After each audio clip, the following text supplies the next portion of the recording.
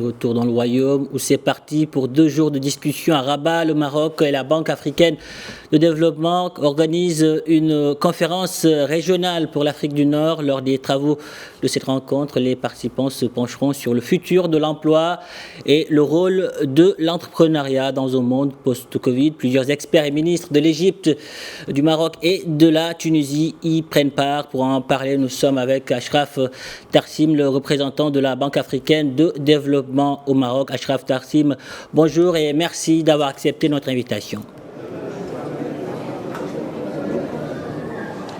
Merci pour l'invitation. Bonjour à tous vos auditeurs et vos auditrices et les spectateurs de Média TV. D'abord, comment expliquer le choix porté aujourd'hui sur le Maroc pour abriter cette rencontre co-organisée avec la Banque africaine de développement?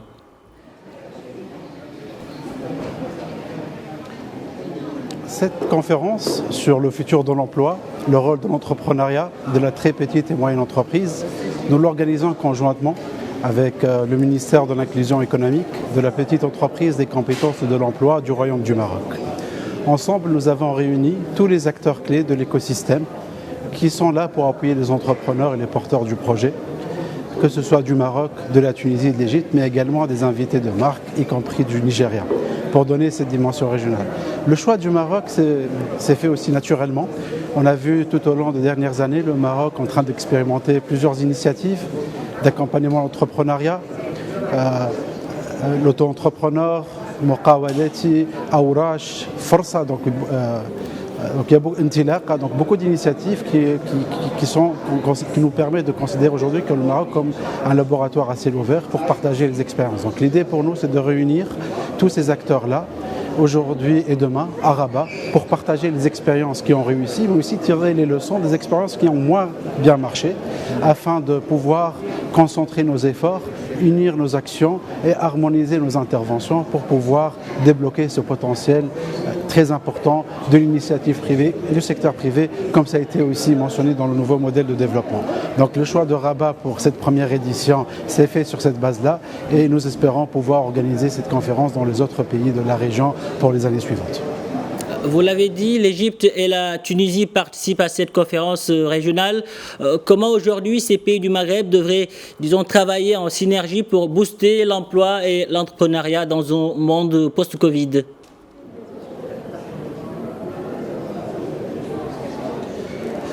Nous pensons fermement que l'initiative privée, les porteurs de projets réfléchissent au-delà d'un territoire, au-delà d'un pays, réfléchissent à l'échelle d'une région, à l'échelle du continent.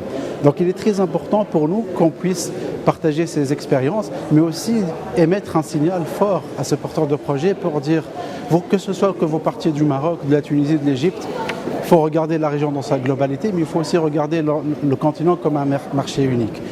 C'est sur cette base-là qu'on essaye, à partir de Rabat, de faire cette déclaration de Rabat, lancer un appel à tous les entrepreneurs, à tous les porteurs de projets pour dire que les partenaires au développement qui sont réunis aujourd'hui autour de la Banque africaine de développement, les acteurs publics et privés de l'écosystème sont tous là pour pouvoir vous accompagner et discuter avec vous, dialoguer avec vous pour trouver les mesures les plus efficaces pour pouvoir vous accompagner, pour pouvoir débloquer le potentiel d'entreprendre. Achraf Tarsim, aujourd'hui le problème du financement reste, disons, une barrière pour nombre de jeunes qui rêvent d'entreprendre. Comment la BAD compte-t-elle les accompagner davantage?